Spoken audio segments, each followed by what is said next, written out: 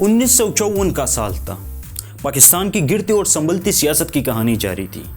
پاکستان کا governor general Ghulam محمد اپنی عروج پر تھا۔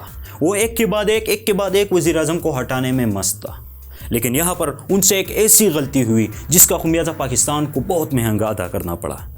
انہوں نے پاکستان کی پہلی دستورساز اسمبلی ہی تحلیل کر دی، یہ بہانہ بنا کر کہ یہ اسمبلی عوام کا اعتماد کھو چکی ہے۔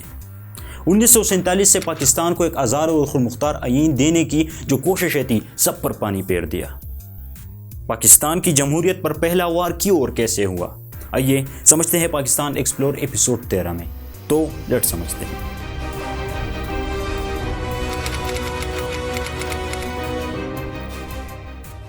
خواجہ نظیم الدین کے بعد محمد علی بوگرہ وزیر اعظم بن چکے تھے۔ محمد علی بوگرہ اور غلام محمد یعنی صدر اور وزیر اعظم کے درمیان باہمی تعاون درست تھا۔ دونوں ایک اچھے انداز میں ملک کو آگے لے کر بڑھ رہے تھے۔ دونوں کا مشن بھی پاکستان کو ویسٹرن کیمپ میں لانے کا تھا۔ غلام محمد کو بظاہر کوئی خطرہ تو نظر نہیں آ رہا تھا، لیکن انہیں پاکستان میں بڑھتی ہوئی امریکہ کے خلاف نظریے اور خاص طور پر مشرق پاکستان میں سیاسی جماعتوں سے خطرہ تھا۔ 1954 میں جب صوبائی انتخابات ہوئے تو یونائٹڈ فرنٹ ایک سیاسی اتحاد نے بازی مار لی۔ یہ سیاسی اتحاد غلام محمد کے ارادوں کے لیے ایک خطرہ بن کر ابھرا، کیونکہ یہ ایک اینٹی یو ایس سوچ رکھنے والی سیاسی جماعت تھی۔ غلام محمد کی مشکلات بڑھانے کے لیے جب اس اتحاد کے ممبرز دستورساز اسمبلی میں شامل ہو گئے تو انہوں نے پاکستان اور امریکہ کو قریب لانے کی کوششوں پر کھل کر تنقید شروع کر دی۔ ان تنقیدوں میں اتنی شدت تھی کہ 22 ستمبر کو ایک وفاقی وزیر فضل الرحمان نے صاف صاف کہہ دیا کہ پاکستان اور امریکہ کی دوستی میں پاکستان کو سیاسی اور معاشی طور پر نقصان پہنچ سکتا ہے۔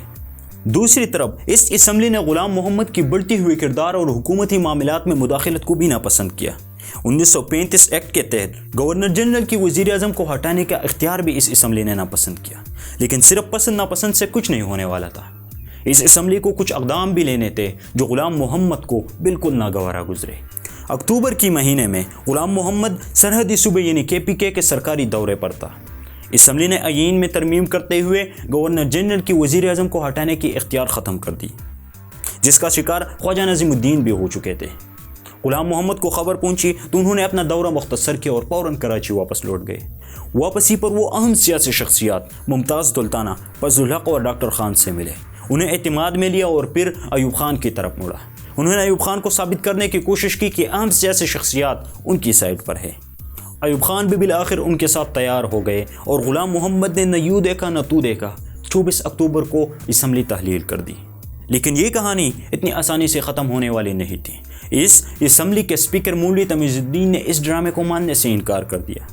انہوں نے 28 اکتوبر کو اسمبلی کے پہلے سے طے شدہ اجلاس منعقد کرنے کی کوشش کی، لیکن انہیں اسمبلی ہال میں جانے کی اجازت نہیں ملی۔ جب انہیں اسمبلی میں جانے کی اجازت نہیں دی گئی تو انہوں نے کورٹ کا دروازہ کھٹکھٹایا۔ 9 فروری 1955 کو کورٹ نے تمیز الدین کے حق میں فیصلہ دیا، لیکن اس فیصلے کو صرف ایک ہی مہینہ گزرا تھا کہ یہ معاملہ ہائر کورٹ میں اٹھا لیا گیا۔ بالآخر 5 رکنی بینچ نے فیصلہ سنایا اور اسمبلی تحلیل ہو گئی۔ ان 5 ججوں میں 4 کا ماننا کچھ اور تھا اور 1 کا کچھ اور۔